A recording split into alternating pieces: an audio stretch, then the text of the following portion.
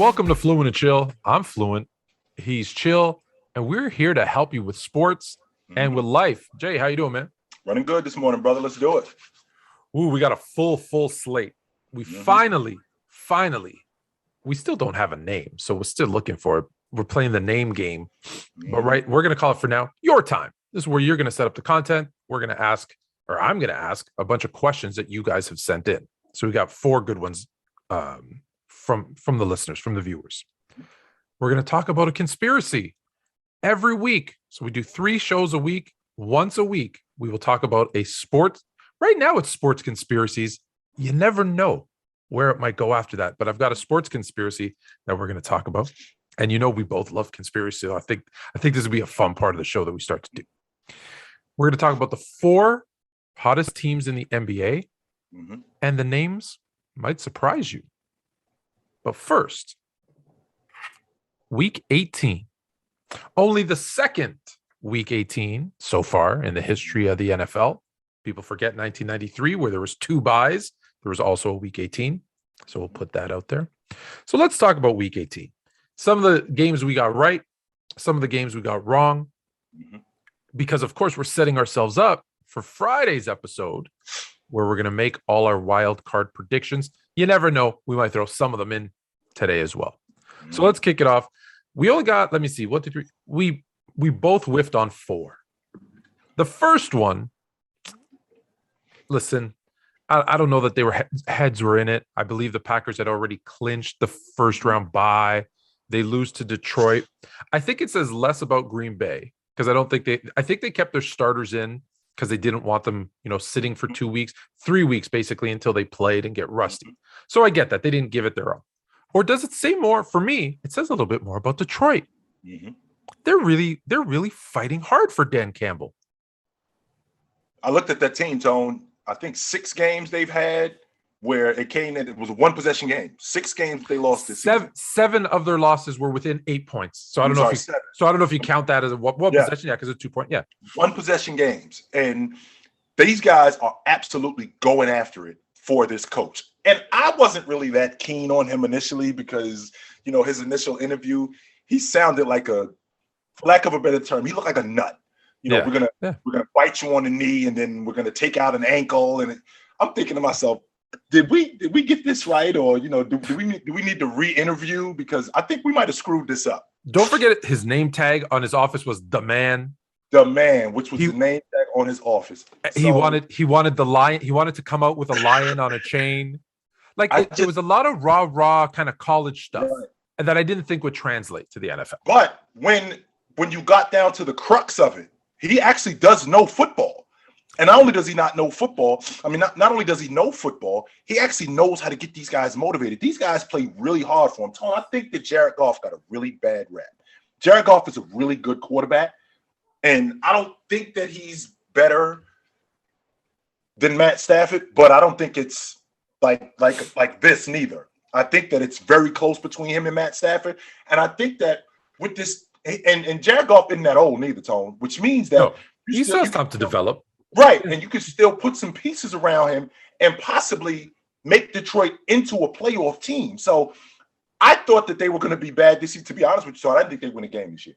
I think we all kind of dubbed the 0-17. I did. I didn't think that they'd win a game this year, and the way that they fought and the way that they schemed, and as bad as I thought they were going to be, Detroit was a lot more surprising than I thought they were going to be. And I think that they'll be better next year. I think that 2 wins could be 5 or 6 next year. Well, here's the thing. Now, we both probably agree Aaron Rodgers isn't going anywhere. However, I don't think so. However, if he does, just hear me out. If he does, the Packers aren't a lock to win anything. The Bears are going to have a whole new GM coaching staff in there. Detroit's going to have a new coach. Why not Detroit? If all of those things play out, the last domino to fall is Aaron Rodgers. If he should, for some reason, go to, let's say, the Denver Broncos, right, as an example, in the AFC, away from the NFC, not that I'm trying to speak anything into existence. Actually, you are, but anyway. I absolutely am. But then the NFC is open. And so, listen, I thought all the same things about him. I said, they're crazy.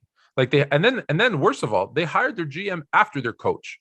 So he's not even the GM's guy per se, right? Which I'd never like that. Right. We're seeing that in, I believe, in Florida, right? Yeah. Brian Flores. Yeah. Which whole nother conversation we'll have later, but he shouldn't have been fired. But anyways, so my point is they have an opportunity. Now with the Jared Goff thing, I don't think he's a really good quarterback. I think he's a good quarterback.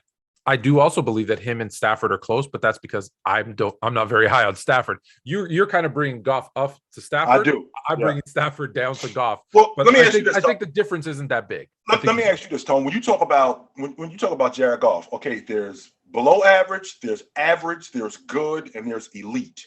Where do you have Jared Goff? So I have Jared Goff at good, but I think there's a level between good and elite. I think there's very good, just not elite. Like for their careers, maybe.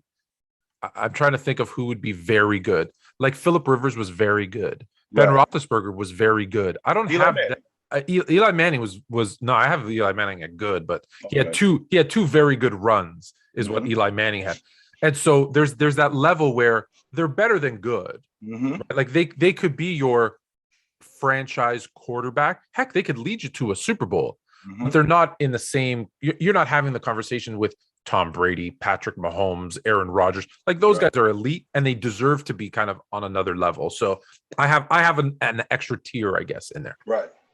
So that's why I'm not too concerned with the Detroit Green Bay game. Although I am impressed that they fought so hard, and I'm with you. I think they can really turn it around next year. The other one we got wrong. I don't want to get too far off of this because I want to basically stay on where we at. Yeah. Is he better than David Carr? David Carr or Derek Carr? Derek Carr. I'm sorry. Is he better than Derek Carr? Is Jared Goff better than Derek Carr? Is he better than Derek Carr? You know, it's funny. Derek Carr is, for me, he goes back and forth between really good and good. So I would say on average they're about the.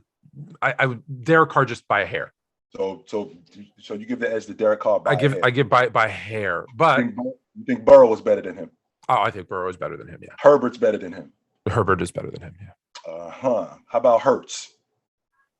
Ooh, I'm not high on Hurts, so I would put Hurts below him. Okay, Heineke below him. So Heineke is below him. So we look at he's not top five. He's not top five, but he's nicely placed into that like 6 to 15. Okay, so we got him a little better than average. He's better than average. He's better than average. Absolutely. Yeah. Okay. Yeah, I like I said, I might have too many tiers. It's just I don't want to put him into that really good. Like no, he's not that good. No, he's not. Yeah. Like I wouldn't be like all my team needs is Jared Goff to win a Super Bowl. Like he's the difference in us winning it. Yeah. Like if we get him in Cleveland, we could do it. Hold on. Because here's the thing. In Cleveland, they have a quarterback that's below average. Right. So you bring in above average quarterback. So that's what's interesting about Cleveland. I know we're going way off topic here, but if Cleveland brings in, they don't need to bring in Aaron Rodgers. If Cleveland brings in Jimmy G, I know he's not available. That was going to be the second name I said. If they bring in Derek Carr, Jimmy G, Jared Goff, Matthew Stafford, they're a legit Super Bowl contender. Okay. Because those guys are all above average. Baker Mayfield is not. So So like I said, I wouldn't say bring him to the Jags and all of a sudden the Jags are going to the playoffs. No. But if you go to a team like Cleveland that has everything else, Jared Goff, he showed it in LA. He could take it to the Super Bowl. So so that's what I'm saying. He's in that nice middle pack. The next one that we got wrong, speaking, I even didn't mean to do this where I said if he goes to the Jags, why can't the Colts beat the Jags? You know what this game was, Tone? This game was an absolute spoiler. That's exactly what it was. We saw the season is over. I think a lot of those guys in Jacksonville wanted the season to be over, and I think that they wanted to go out on a high note. And everybody already had Jacksonville losing this game, and they had Indianapolis. They had Indianapolis not only in the playoffs, but making some noise in the playoffs. And Jacksonville with losing Urban Meyer, right? With all of the nonsense that's been going on with them. They wanted to go out on a high note. And you've said it to me more than once, more than twice, any given Sunday. You cannot just show up against teams because this is pro football at the end of the day. And when I look at what Jacksonville did, they completely punched Indianapolis in the mouth right from the beginning.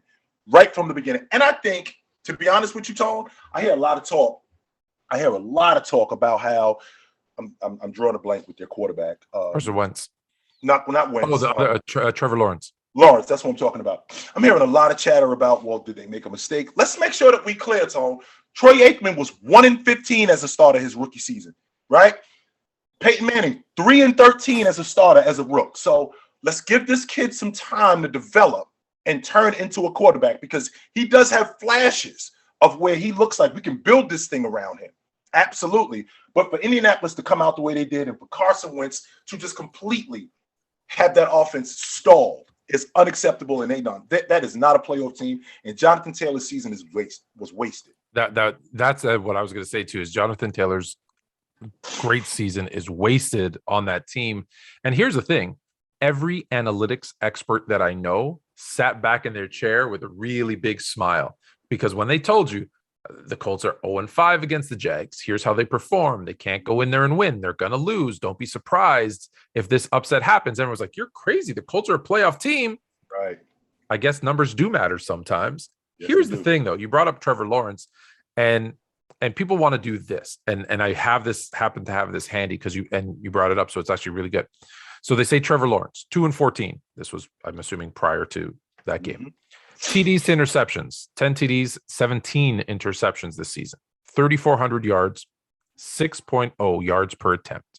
Mm-hmm. Then next to Mr. Lawrence, they have these numbers: 5-11, 14-9 touchdowns to interceptions, 2,647 yards, 6.6 yards per attempt.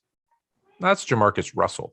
So here's the thing: you can show that stat and say, oh my God, he's the next Jamarcus Russell. But to your point, you could then also show 1-15 Troy Aikman and say, or he could be the next Troy Aikman. So that's why I say, to your point, I agree with you. It's a little early to tell. Yeah, man. It's not all about yard. There's another, average quarterback who in his first season, I believe, broke the interception record. Peyton Manning, he turned out okay. They got a statue of him outside the arena, just so you guys know. Just so we clear, he threw 29 picks as a rook. 29. They got a statue of him outside the arena. So he turned out okay. So let's ease it. Everyone just wants people to come in like Herbert, right? Mm-hmm. Come in, boom, boom, boom, and wow, he's great. Right. It's just not always the case. No, so that being said, so the next one was so that was the Jags. Again, I think a surprise, but yet not a surprise because of their history. Mm-hmm. This one hurts me. This one hurts me because they were supposed to win the division for me. And not only did they not lose the division, they lost to Pittsburgh and didn't make the playoffs. How does Pittsburgh beat? I get it. It's a backup quarterback. I get it. You don't have Lamar Jackson. Baltimore should still beat Pittsburgh, no? And in fact, not only did you have them winning the division, you had them going far in the playoffs. I mean, they end up finishing last in the AFC North. Right? AFC North. Well, this is a testament of how important Lamar Jackson is to that offense and to how much that offense goes because of him. I looked at Tyler Huntley, who I think would be a very serviceable backup for a long time in the NFL. I don't think he's better than guys like Heineke. I don't think he's better than Jalen Hurts. So I don't think he's a starter in the NFL. Sorry to cut you off, but someone's gonna give him a chance, aren't they? Right. I think he's going to get brought into camp and somebody's going to give him an opportunity in terms of him battling for a starting spot. I don't think he's a starter, but I do think that he's a really serviceable backup on a good team. So take Geno Smith of Seattle when Russ gets hurt, and he into that lineup. I think that he keeps them rolling. Yeah, they're probably in the playoffs because you're right. I think 3-4 games. Yes, cool. I don't think he can carry the whole season. I absolutely think that he's very serviceable as a backup. I think the difference in that offense, in addition to Lamar Jackson, the way that they were using Mark Andrews, he was very big in what they was doing. And to not have that threat in Lamar Jackson, that was big for them to lose that, Tone. So when I think about Pittsburgh, I mean, a lot of that was them being on a high. Now, let's make sure we're 100% clear, Tone. I look at Ben Roethlisberger, and I honestly feel like he looks like Mr. Potato Head. He just looks like a shell of himself. He just does. And I don't mean Mr. Potato Head like he. I saw what you mean. I think he had duct tape on his left shoulder. That's what it looks like. It looks like his nose fell off. Okay, and you putting that back on. His arm fell off. Okay, put his arm back on. This falls off. And this looks like they're just piecing him back together and getting him upright just so he can just be there. Because his arm strength doesn't look nearly what it used to be. His ability to get the football out quick in 3-step and 5-step drops, none of that stuff looks like it used to be. And I understand that he's a lot older. And I don't think that Pittsburgh is going to make a lot of noise, but I look at that Baltimore team, man, and without Lamar Jackson, they're a completely different unit. Yeah.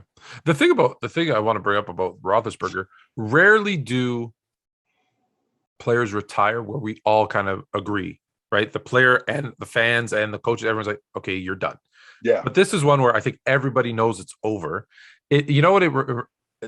I don't know why I had this flash. Remember the movie Any Given Sunday? Mm-hmm. Quarterback. I forget who the quarterback's name was in the movie, but I think he was played by Dennis Quaid. Mm-hmm. And it was like, okay, your time's done. It's time to put in Willie Beeman, right? It's time to put in Jamie Foxx. It's like, yeah, that dude's like, he's done. Cap was okay. He was just done. And I think that's where we are with Roethlisberger. And it's funny because I know you've said this, and I've heard I think Roethlisberger would have just been happy if they didn't make the playoffs. It might not be ridiculous. Let me out, man. Yeah, it might not be ridiculous because now we got to watch this dude go against Kansas City. And we got to watch a shell of who he used to be. And that's what we're going to remember him as, Tone.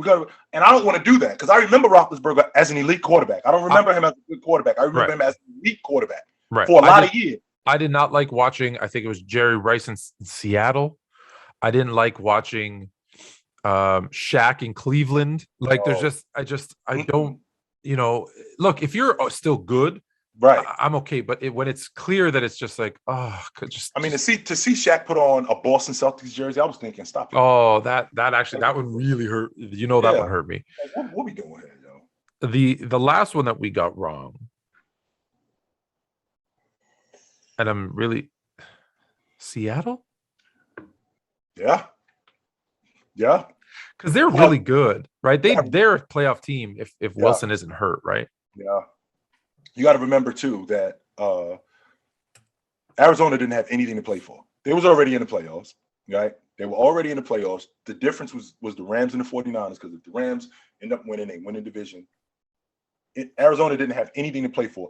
Not really sure what the story is with Arizona and Seattle, because it seems like every time and that game wasn't a game that was a wash neither, Tone. I mean, even though Seattle handled them, Arizona was in that game. They were absolutely, even though they were playing for nothing, they were still in that game. And I wasn't surprised that Seattle beat them, but I think that if the game meant more, like, so let's just say for the sake of argument that game was possibly for seeding or maybe for the division, I think Arizona would have handled them. I absolutely. Okay. Yeah. So I think so along the same lines as Green Bay and Detroit, there wasn't really anything to play for. Okay. It wasn't nothing. It was nothing to play for. Nothing. The last one, and this one we had right, but I'll bring it up. The Raiders and the Chargers. I know you thought, look, you were high on the Chargers, as a lot of people were. I think, I've said this before, so I maybe get in trouble if I say it again. But anyway, I'll just say this. In my opinion, I'll put it. I'll make it more. I'll make it better so I don't get anybody in trouble. In my opinion, if the Chargers don't call a timeout, the Raiders are quite happy just letting the clock run out and having a tie and both teams coming in. Could that game have been scripted? I'm not saying it was. Could that game have been scripted any better? The way that it happened and it came back and it went into overtime, and like if you were writing a Hollywood movie, could you have done a better job? No, you couldn't. Like, how many fourth downs was Justin Herbert gonna, it's like they forgot all about first, second, and third. It's like, let's just go 4th and 10. Oh, no problem. And let's just keep doing that. 20. Yeah, no problem. And let's just keep doing that. And they were just marching up the field, 3rd and 18, 4th and 11, and they're just marching up the field. I think next season, Tone, you're going to see a different Charger team in terms of their offense. I think what's going to be more involved in the offense. I think Mike Williams and I think Herbert are going to be more on the same page. Tone, I would not be surprised if they moved on from Keenan Allen. I would not be. Really? I would not be surprised if they moved on from Keenan Allen and they went younger. That would not surprise me. Okay. That would not surprise me. Even though Keenan Allen, I still think that he's very, very good. but I would not be Oh, surprised. I think Keenan Allen's a top 10, if not top 10, 15. I would not be surprised if they moved on from him and went younger. That would not surprise me at all. Yeah, I see flashes, right? And people will forget this is still Herbert's second year, right? It's his first year with the new head coach, new offensive coordinator. As long as they don't make a change, like don't do something crazy. Like I've heard people saying, I think Staley should be fired because of that timeout. And I'm like, no. Now, I disagree with the timeout, but like if we fired coaches every time there was a play call that went wrong or that you didn't agree with, we'd have no coaches left. Because I've told you a million times, Harbaugh going for 2 twice probably cost Baltimore a playoff seed. Right. We don't fire him. You don't fire Harbaugh. Like this is just, no, you do not. It's crazy. So yeah, I think you're right. I think Chargers are back with a vengeance. Now let's shift gears a little bit. Because we're going to talk about, so I'm going to bring it up again. On Friday, we're going to make all our wild card picks, and we're going to talk about the coaches, right? Because there's a laundry list of coaches. So we're going to talk about which teams, which opportunities are the best for coaches. Some coaches that we agree should have been fired. Yep. Matt Nagy. Some coaches that we disagree shouldn't have been fired. Brian Flores. Not that I'm suggesting it. The Denver job. If you can get a quarterback in Denver, I like the Denver job, but we're going to talk about that on Friday. So let's shift gears a little bit to our other favorite sport, the NBA. I'm going to give you the 4 hottest teams in the NBA, and the names are going to surprise you. Here are the teams, and when I say hottest, here's the teams with the longest winning streaks. At 9 games, no, I'm going to start a reverse order. At 6 games, the Dallas Mavericks. We're going to talk about them in a minute. Also at 6 games, your Toronto Raptors. 7, Philadelphia 76ers. Here they come. And 9 straight. Handedly took care of my Lakers, unfortunately. The Memphis Grizzlies. Yep. Now, I've been singing the praises of Ja Morant forever. Let's start with them. What do you see in this Grizzlies team that is just making what? They're good. They're good. Well, when Ja went out of the lineup for almost a month, nobody talked about how they were the number one. They were in the top 3 in the league in rebounding, and they were the best shot blocking team, which means that their defense improved mightily without Ja in the lineup. Now, you lose Dylan Brooks and you enter Bane, who I actually think that his ability to defend and his ability to score is better than Dylan. And with Dylan being out for now over a month, he plays that role better. I always felt like Dylan could be a better version of Tony Allen, only except he plays like he's Kobe Bryant. When in reality, I think he could be a better version of Tony Allen. So now enter Ja back in the lineup, and he sees what this unit is doing. So Ja now becomes more of a facilitator. Ja becomes now more of a playmaker because Jaren Jackson Jr. is becoming better in terms of just being a better rim protector. I'd like to see him play a little closer to the basket. I see him expanding his game, but I'd like to see him play a little closer to the basket because I think that's where he's the most efficient. When I look at the rest of this Memphis team overall, I think that they're going to be a problem out west. I think that they're going to be a huge problem out west. When I look at the landscape of their unit, I think they're number 4 right now in the Western Conference. And I don't think that they drop any lower than 5. And I think that they're going to be trouble. If the Lakers know anything, they do not want to be in that 5 spot and have to see Memphis in round 1 because I don't think that they beat Memphis. I don't. No, that's a team, like there's certain teams that just it's a bad matchup. It is. Right? They've got really good interior defense. They've got perimeter defense. They've got scoring. And again, this is assuming everyone's healthy. And they've got a dynamic player in Ja who can literally two-handed block you off the top of the backboard. Basically taking the ball out of the sky. No, that's nuts. That's a bad mix for a lot of teams, right? In the playoffs, when you have guys like Steven Adams, like Bane, like Brooks, who can D up, and then you've got a scorer like Ja, like that's a team you don't want to play because they can steal 4 games from you. Yes, they can. So that's a team that I think we should continue to watch for in the West. Now, are they better than Golden State, Phoenix? No, I don't think so. They're not there yet, but I wouldn't be surprised if they, like right now they're in the 4 spot. But would you be surprised if they took the third spot away from Utah? I would be surprised if they ended up taking the third spot away from Utah because I think that Utah is a more complete team than them. But I'll tell you this, Tone, you want to talk about getting into the conference semifinals? I think they would give Golden State hell. I think that they would give we looking at a 6-7 game series if those two guys got together. If those two teams got together, absolutely. I don't think that they can overtake Utah as long as Rudy's healthy and as long as this team is intact, because I think that Utah is more of a complete unit. But I do think that they would give Utah everything that they was looking for. Because as of today, there's a lot of basketball left. The same wins as Utah. Mm-hmm. The only difference in the standing is Memphis has one more loss, but they're 6 wins ahead of Dallas. Yeah. So again, something would have to happen for them to try. They're there. They're in the conversation. Mm-hmm. The next team with 7 wins, the Philadelphia 76ers. What happened? They were supposed to be great. Ben doesn't come in. Mm-hmm. Simmons. Now they're supposed to be, now they're terrible. All of a sudden, now they're back up to what? The 5th seed. Mm-hmm. They've won 7 in a row. They're figuring out how to win without Ben Simmons. And of course, when Embiid is healthy, that's your MVP when he's healthy. I'm sorry. Last year too, I think if he's healthy 2 more games last season, he's probably, I love Jokic, but I think if he's healthy 2 more games last season, he's probably winning the MVP last year.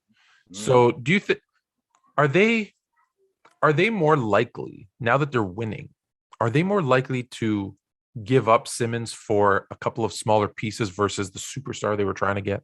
Well, I don't know if they just hand Ben Simmons over, but I'm not saying for a bag of Doritos. Yeah. I'm saying instead of trying to get Dame Lillard, mm-hmm. maybe they come down to like a CJ McCollum.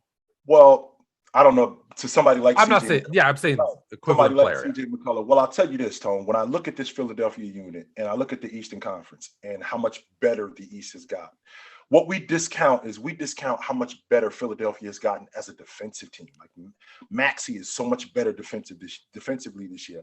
I absolutely love the fact that Thibault has drawn the assignment. I love that about him, right? We already know that Joel Embiid is the guy for them offensively. I mean, they've won 7 straight games. So in the process of them winning 7 straight games, Joel Embiid is averaging 30 a game.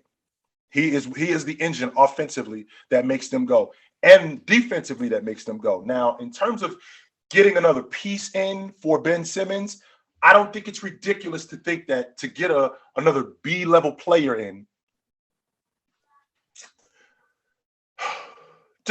I'm thinking about a B-level player that could really help them. And I understand that I think Philly understands that this Ben Simmons marriage is over, and it is time to move on. Absolutely. But with that being said, we have to get the right fit in here because this Philly team, Tone, they're starting to click. And they're starting to click on all levels, particularly defensively.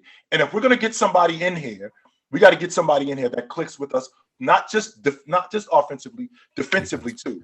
That could help us. So is it? Do you think they're looking for guard, for forward, or just best fit?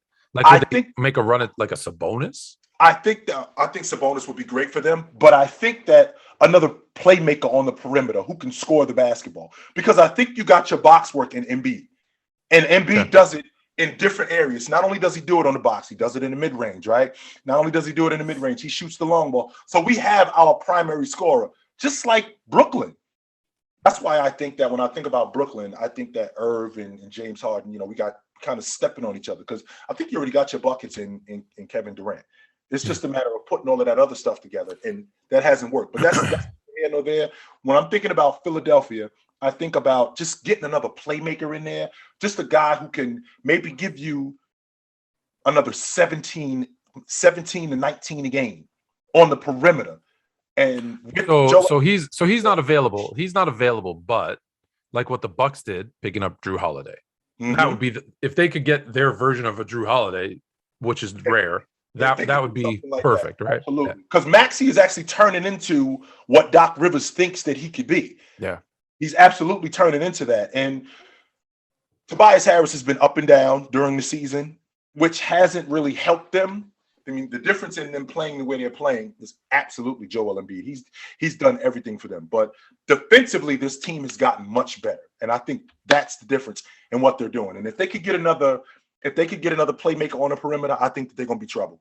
A lot of trouble. I think I had Philly 3 before the season started in the East, and I think they're 5 right now. So they're going to be, I think 5 is where they're going to be though, right? Because another team that we're not going to talk about today, but only because they lost their last game, but they're 9-1 in their last 10, is the Chicago Bulls, who I don't think anybody, we had them in the playoffs. I don't think anybody had them top 4. So they're kind of bouncing everybody down. So they're knocking Brooklyn, Miami, Milwaukee, and Philadelphia down a peg. Cleveland, obviously at 6. And then the number 7 seed with 6 wins in a row. Speaking of guys averaging 30 a game over the last week or so, Fred VanVleet and the Toronto Raptors. I told you in the offseason, Masai's doing something. I said they're going to have a defensive team there because it's a bunch of 6'8", 7-foot wingspan wing players. There was like 10 of them, and they're going to get after it. My question was, will Pascal Siakam be able to step up and be that lead scorer? And if not him, who? Well, over the last week or so, it's been Fred VanVleet and Pascal Siakam really taking on the scoring load. If those guys could score, look, they're not going to score 30 a night. Let's be honest. But if those guys are scoring in the mid-20s, the Raptors have a chance of beating anybody. What have you? I know you get a lot of Raptor questions, so I do. We both flirted with them playoff team. Has your opinion changed? Like, do you think now they're for sure a playoff team or still bubble playoff team? I do, Tone. I do think that they are right there at the cusp of being a player, not just being a playoff team, but actually making some noise. Before the season started, I had them, I think, on the outside of the play-in tournament. Yeah, I think you had like 10, 11. Yeah, I had them right in I think I had them on the outside of the play-in tournament. But when I look at what VanVleet has been doing, and over the last like 7 or 8 games, he's absolutely playing at an all-star level. I still am having a difficult time trying to figure out how Boucher is doing it, because he looks like a strong enough gust of wind. You can blow him right over, Tone. But that's how he gets so high when he jumps. You don't see the whole team go. Yeah. He just looks like a strong enough gust of wind. You can just blow him right over. Well, but can I tell you why, though? Because people don't know, and they're not going to go into the huge backstory. But you're talking about a kid from Montreal, if you don't know Montreal, Quebec, Canada, like who was homeless at one point. And I'm sorry, anytime I hear stories about guys who grew up in, where it was rough, or, grew up homeless and had to fight and claw and scratch, I'm betting on those guys, because if they've been good enough to get into the league, and I don't care if it's the NFL, NBA, whatever, they're typically, as long as they don't lose sight of, what got them there, they're going to claw and fight and work. And that's what he does. You just see him on the court, and you're like, that's not an NBA player. Right. And then you're like, but then you see him tip back jam, alley-oop, block. And you're like, oh, maybe he is an NBA player. He is. Absolutely. He reminds me of a guy, and I'm going to go way back. And this is another Raptor player for the Raptor guys listening. Keon Clark. I remember Keon Clark. Very, very, very skinny, and just, but man, just blocking shots all over the place. That's who he's a better shooting Keon Clark. So when I look at this Raptor team and I look at what they've been doing, they don't have a legit rim protector. They don't have a lockdown perimeter defender, but they got a bunch of pieces. Because the one thing that I found out, not just in pro basketball, in basketball, if we got a lot of guys who are really good, we might be able to trump some teams that got 1 or 2 guys that are great. And that's basically what Toronto has. Toronto got a lot of guys who are really good, and VanVleet. You definitely got it right with Scotty Barnes. Yeah. OG. Definitely got it right. You definitely got it right with Scotty Barnes. OG, Boucher, VanVleet, Siakam. Ochua is playing a lot better than what he did before the season's. The early part of the season, yeah, he was struggling. He was absolutely struggling, and I think he was, because it was a new system, and I don't think that he was completely happy about coming to Toronto, because he was in Miami, and I don't think that he was sold on Toronto yet, but he's definitely come out of what he's been doing. And now when I look at this Toronto team, I do think that they're a legit playoff team, Tone. I absolutely do. I agree with you 100%. And it's interesting that you said that about Achua, because Nick Nurse runs about, 432 different defensive sets. He might be just. I thought I saw 60 just a couple of nights ago.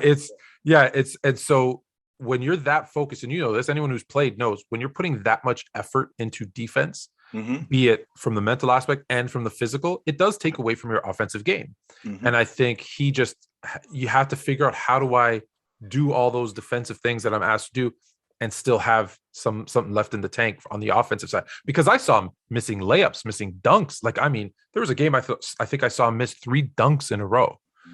And I was just kind of like, ooh, but you could tell it was like his legs, just he wasn't getting that lift. And now and I'm not saying the conditioning was off. I know. And every great player you've probably seen in today's NBA where they take defensive plays off. They're not taking that because they're lazy or they don't want to play defense. They know, if I got to carry the load offensively, I need a break on defense, because defense is hard. Like, you get more tired. Like, trust me, I've never been too tired to shoot, but I've been tired to guard. It happens. So I'm a fan of what the Raptors are doing. I knew that. I think they're still a piece away. Right now, I don't think they're going to be able to do this because just the pieces that would probably, but like, because I know this player's probably on the block. A Miles Turner, right? A rim protecting big that can get up and down the floor and shoot would be perfect in that lineup. It may or may not happen, but that could be the piece that makes them look. Are they Chicago, Brooklyn, Miami good? Milwaukee good? No. But man, they'd put some fear into them if they had something like that. Yeah. And or Sabonis, yeah. Or call up New Orleans and see if we can get Valanciunas back up here. Can I just say, the trade that I get it. Marc Gasol, they wanted a veteran big. I'm going to flash back here, guys, and I'm sorry. But the trade that they made to bring in Marc Gasol, I get why they brought in Marc Gasol. They wanted a big who could defend, who could shoot, and bring in veteran leadership to that team.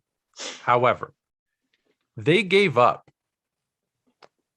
DeLon Wright, who is a tall point guard who they really could have used. Granted, they still won the chip, don't get me wrong. But DeLon Wright and Valanciunas to get Marc Gasol, I would have been happier keeping those two guys. I still think they win because, one, when OG goes down, DeLon Wright could have been that defender who kind of covers that slack. And then Valanciunas has turned into a big who can defend and shoot threes and rebound. Like, I wish he was back on the team. He misses Toronto. Toronto misses him. But that being said, I think that if you keep Gasol in Memphis and bring keep Valanciunas in Toronto, I still think they win it. I still think they win it too. But I understand why they made the trade. They thought that we need one more veteran guy who gets it. Right. I get it, but I think at that point Gasol wasn't who Gasol used to be. All right, the last one, the Dallas Mavericks, because I'm not sold on Dallas, but 6 in a row, they're moving up. They're the 5th seed right now. What's Dallas doing right? Well, Luka has gotten himself in better shape. So I want to start there. Luka is healthy and he's gotten himself in better shape. Not only has he done that, Luka has done a better job in distributing. Him getting Tim Hardaway more involved in the offense. Him getting Finney more involved in the offense. If Porzingis can just hold up, I really think that this team, with Luka developing the way he's developing and Luka distributing the way he's distributing and getting other guys involved in the offense, right? I think that this team could make some noise in the Western Conference. Everybody was so critical of Jason Kidd. First of all, Jason Kidd just got the job, all right? Yeah, they need time. They need time to just end. Just for the record, Luka has played one less game than Porzingis. And we're all talking about Porzingis being available. Well, Luka's played one less game than him. And Luka has done a better job of getting himself in shape. He absolutely has done that. And like I said, Finney Smith, I really dig what Finney Smith is doing as a combo guard, and Luka getting him involved more. Their bigs have been playing a lot better too. We definitely have to. Yeah. We can't discount that. Dallas's bigs have been playing a lot better in their ability to rebound, their ability to shoot the long ball, and their ability to get up and down the floor and defend. And I think that that's been the difference. Now, what I don't want to do, Tone, is I don't want to go overboard because I'm not sure that Dallas, because I think they're the 5th seed right now. 5th seed, yeah. Yeah, I think they're the 5th seed right now. So they'd have to see Memphis in the first round. I think Memphis would give them everything that they're looking for. I'm not really sure if they can beat Memphis, but I like what Dallas is doing right now in their ability to defend and get up and down the floor and score the basketball. And I think that's the difference in what they've been doing. Yeah, I've been critical of Luka, but I'm only critical of Luka because of this. If everyone, people are overrated, underrated, and I just want people to be properly rated. He is not the greatest player in the NBA. He's not the greatest player in the history of the NBA. He's really, really, really, really, really, really, really, really good, and he's gonna be great. But I hate when people are like, "Oh, he's the best ever." Just easy. Slow down. Just let the guy develop. Let him, let him come into the league. I always say, give him 5 years, because I don't care what you do in 5 years. You haven't done enough, right? So give him 5 years, and you've always said this, and I agree with this. At that 5-year mark, that's who you are. That's who we're going to see. People have shot up like cannons and then tanked, right? Dwight Howard is a great example, who we thought was going to be the greatest center of all time, and now he's not. Other players have taken time to get to that point, and that's okay. It's okay to do it either way, but let's give him that 5 years and let's see what he does. For right now, yeah, he can fill up a stat sheet. He can lead your team. He's going to be a face of that franchise. Let's give him his time. So that's not my only criticism, is maybe less on him and more on his fans. I'm just slow down with him. All right. Now we're gonna stick with basketball, but we're gonna go back. 1985, y'all. Patrick Ewing was the best prospect in years that the league has seen. He was the next great big man. The next great, and the Knicks, storied franchise, playing out of the Mecca. We want the Knicks to be good. We need the Knicks to be good. The conspiracy goes like this, and there's two versions of it. One, the NBA was fixing to get the Knicks, the next great big man, and keep the Knicks relevant because, heck, the NBA head offices are in New York. New York is the Mecca of basketball. You want the Knicks to be good. So apparently they froze the envelope so that when David Stern reached into that little big, lottery ball, he could feel the cold one and pull it out. Now, there's a second theory that as they were putting it in, and you can see this is actually on tape. It looks like the gentleman who's putting the envelopes in smacks it up against the side of the ball to bend the corner so he could also feel a bent corner. That's the theory, so that they go in. Now, that's the theory for how it happened. We'll talk about why it happened. Here's the theory about why they don't believe it. Why they don't believe it is, well, if they wanted to turn the envelope, why didn't they just bend the corner before and then just put it in, and no one would notice when you brought out a stack of envelopes that one had a bent corner. So that's the theory against it. Here's my thing before we get specifically into this one. Now, all of a sudden, the draft is behind closed doors, and we don't know anything. Nothing. They just, okay, here's number one, right? Like, I question, and maybe we're going to talk about this one, how the Cleveland Cavaliers had 3 first-round picks or 3 first overall picks in 4 years right after LeBron left them. We're going to talk about that another day. So let's go back. Do you think it's plausible, it's feasible, it's in the realm that David Stern would have set up a draft to make sure that the Knicks got Patrick Ewing? I don't know if it's realistic that he set it up, but it did work out in their favor. I mean, Patrick Ewing ended up in New York as opposed to Indiana. I mean, that definitely works better for not just for the New York Knicks, but for the NBA. We're talking about a guy in Ewing who played in the Big East, and plenty of his games were in Madison Square Garden in addition to the Big East tournament. So there was a fan base that was developed in the Northeast. The New York Knicks were not very good. Even though they had a really good player in Bernard King, they weren't very good. So to get Ewing, who was considered, Ralph Sampson comes out in 83, Olajuwon comes in 84, Ewing comes in 85, for them to get a guy who now we can build our unit around, because that's what the NBA was back then. It was a big man league. So to get a guy like Ewing to New York, it helps tremendously with the popularity in the NBA, because considering how big a deal the Lakers were, how big a deal the Celtics were. And now we can create a rivalry with the Celtics and the Knicks again.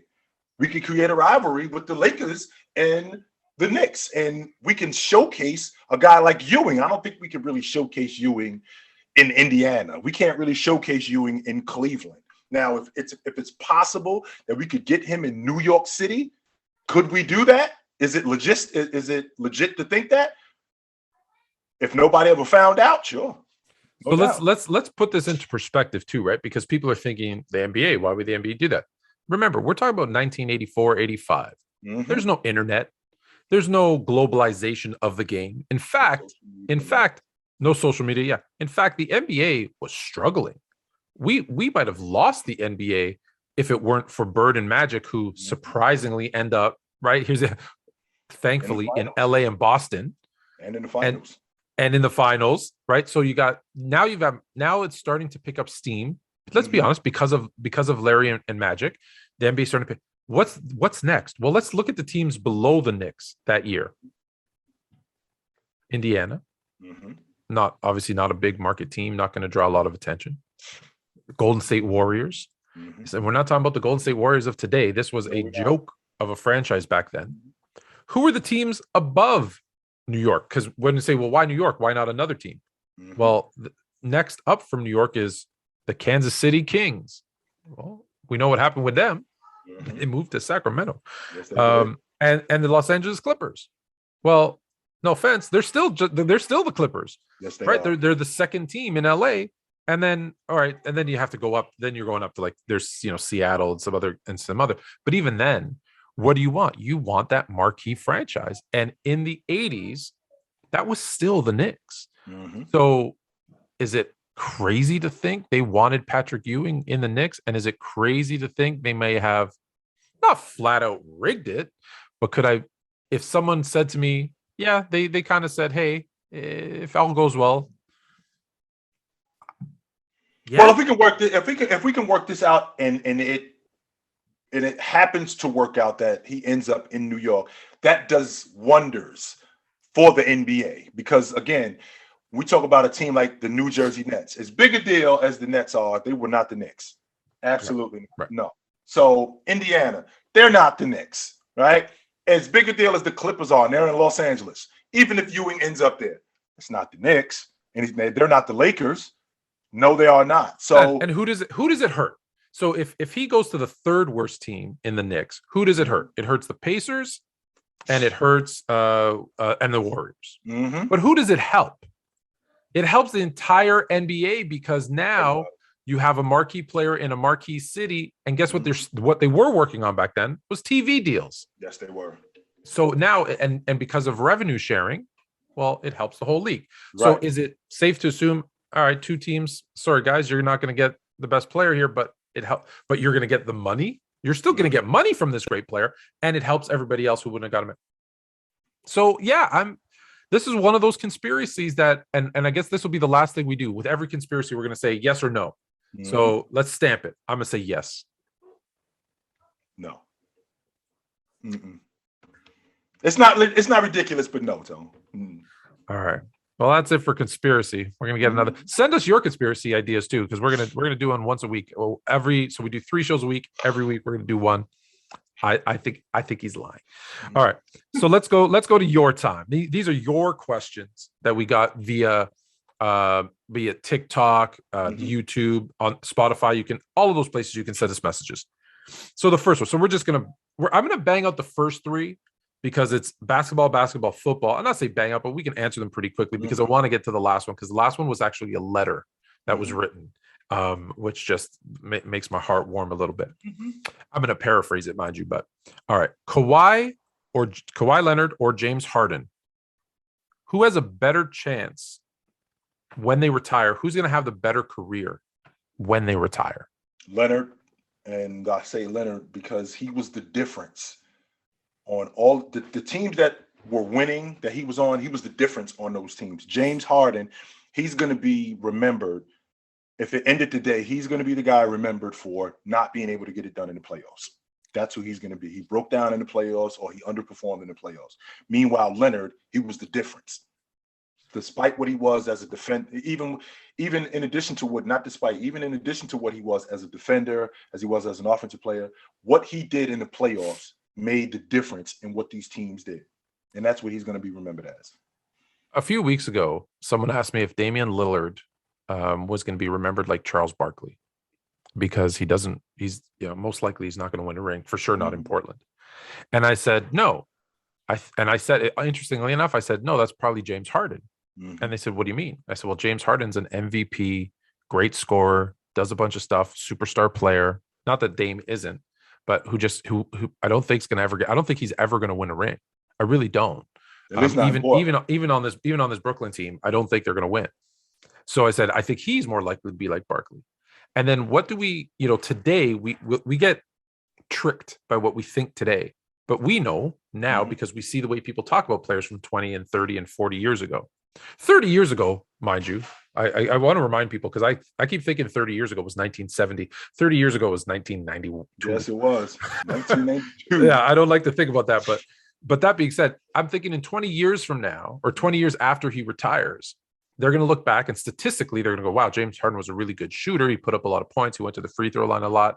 Kawhi Leonard was a really good defensive player who ended up becoming a really good scorer. Oh, and he has a bunch of these kind of important things, these rings. So he's going to be the one that they'll elevate over Harden. And even if Harden wins one, which I don't think he will, but even if he does, it's still not going to be the same as Kawhi. Right. And so I think Kawhi is going to end up, we're going to look back and say Kawhi had the better career. And I think it's because statistically, there's not, again, it depends on what you value, but you're going to say, okay, Harden was a bit of a better scorer or was a better scorer. I shouldn't say a bit, was a better scorer and a better shooter. Kawhi was a better all-around player and he got it done. So I'm going with Kawhi. That's going to be the difference right there. In today's NBA, who would Glenn Rice be? That's easy for me. Brandon Ingram. Ingram. That's who he reminds me of. Brandon Ingram is Glenn Rice. He's the silky smooth shooter who can score on anybody, anywhere. Glenn stood about 6'8". Brandon Ingram's about 6'10". Get to the basket on anybody. He was really good at the free throw line. He had a really good mid-range game, and he could shoot the long ball. And Brandon Ingram's got one of those games, very much like Glenn Rice, where once he got it going, forget it. You got no shot. Done. You got no shot once he got it going. And he was real. And Glenn wasn't really a rah-rah guy, but if you got Glenn going, if you started yapping at him, I've seen him chirp. Yeah, I've seen Glenn Rice chirp. If you get Glenn going and you start yapping at him, you're gonna get it.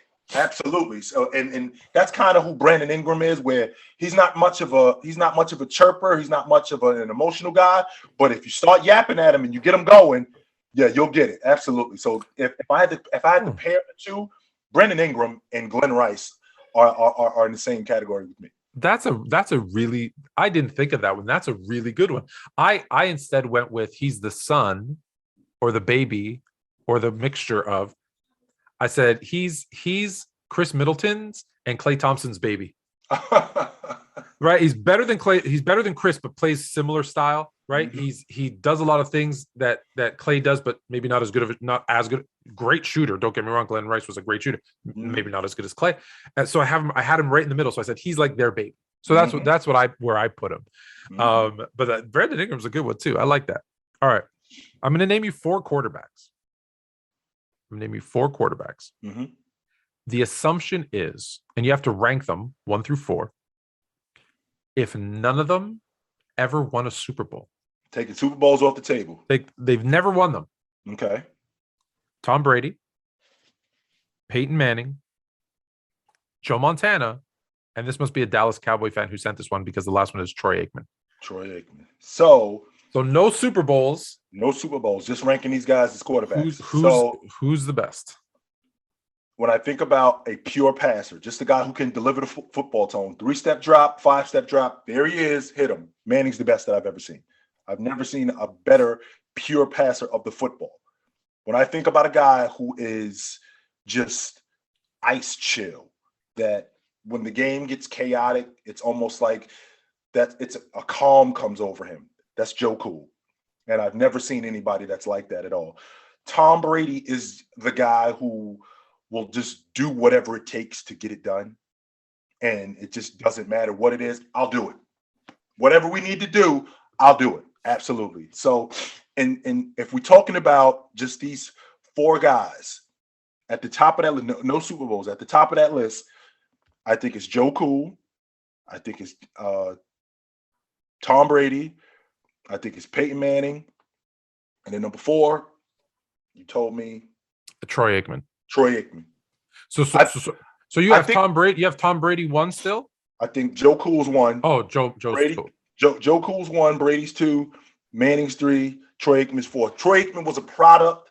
I think Troy Aikman thrived in a In the system. trips, in the triplets. Yeah. I think he thrived in a system that was tailor-made for him. I'm not one of these people that, well, if he had less, how much better? I don't care about that. This is what they gave him, and he was really good with what they gave him. Troy Aikman was a very good long ball thrower. Troy Aikman was really good in the pocket. He wasn't as athletic, but he was a very cerebral quarterback. But I don't think he was better than those other three guys. All right, so you got Joe, Tom, Peyton, Troy. I got Peyton, Joe, Brady, and Aikman four. Right. With no Super Bowls. But hey, listen, I don't think there's a wrong answer. But I think Aikman's just fourth on everyone's list. Yeah. I think if you put Brady, Manning, Montana, I don't think it matters which three you kind of put in there. But for me, I just look at Peyton Manning and I think if I take away, right, because we're taking away winning. We're just saying if I'm just using my eye test, just the eye test. Peyton Manning to me is just like that's the quarterback I want leading my team. So that's why I'm going with him, even though I love Joe Montana. But I still got just a hair just behind it, number two. All right, here's the last one. I'm not going to read the letter, but I'm gonna paraphrase. And this is how we're gonna end the show. So hopefully we don't bring tears to too many people's eyes. So Fluent and Chill actually says Dear Fluent and Chill, which I kind of like. That's nice. That's nice. My girlfriend wants me back. My ex-girlfriend wants me back. Excuse me. I'm not sure if I can do it because she cheated on me with another guy who I played basketball against and beat. Like he had to put that in there. A couple of ballers. But he beat him. So she cheated on him, and then they broke up, and now she's asking for him back. That's the paraphrase of the letter. It's a longer letter, but basically he's saying, here's this dude. I played ball against him. Not only did I play ball against him, I beat him. And my girl, I don't know what she was thinking, but she stepped out on me. She went with this. And now all of a sudden she realizes she made a mistake and she wants me back. Well, I'll tell you what, my man, we all screw up from time to time. Absolutely, we do. And the question that needs to be answered is how, before this whole thing happened, how did you feel about her? Could you trust her? Because it's obvious that you don't trust her now. And I may never again. Right. And who she did this with factors in even more. If it was just a one-time thing, that's one thing. But for her to do this with your rival, and the fact that I don't know if I'll ever be able to trust you again for doing something like this, when that's gone, there's no reason for us to continue this, because I'm always going to be side-eyeing you. I'm always going to look at you like that, and we'll never be able to progress if that's how he sees her. Now, it's difficult for me because I know how flawed of a human I am, but I got a line. And if you step out on me with somebody that's a rival of mine, I can't get involved with you again. I can't do it. So here's a couple of things. So when people quit something, it makes it really easy to do it again, right? They say the more that you quit something, the easier it is to do the next time. So not only did she cheat, which now means it'll be easier for her to do it the next time, but she quit on their relationship. Yeah. And so it's gonna be easy to quit again when times get hard, right? You already aren't going to trust that person entirely now. And when times get hard, you're going to kind of say, okay, well, let's just quit again. From the letter, it sounds like, this person is young. So if you're young and you say, okay, is this going to be my forever person? And now can I live 20, 30, 40 years knowing what had happened, knowing that it's fragile? That's something you need to deal. Like, do I want to deal with that always on my mind? Because if you do, if it's worth it, then hey, you give it a shot. Absolutely. If you think and say, well, no, it's not, that's not my forever person, well, then don't. Because there's 7.5 billion people in the world. Half of those are women. because this is a gentleman who's sending this letter and he's dating a woman. I guess I should make that clear. Mm-hmm. So half of them are women. So there's 3.75 billion women to choose from. If that's not the one, it's gonna hurt. But if that's not the one, you just move on. Mm-hmm. Just move on, because it's again, unless there's something super special that's like, hey, this is my forever person. If it's worth it, work it out. If it's not, step off. And I would say this, I'm making an assumption, but if you're asking us, should you? That means you already have doubt and so you know the answer. You're just confirming it. I say confirm it with you. I'd say look at one of the other 3 point, let's call it 4 billion. I think you'll be fine. Yep.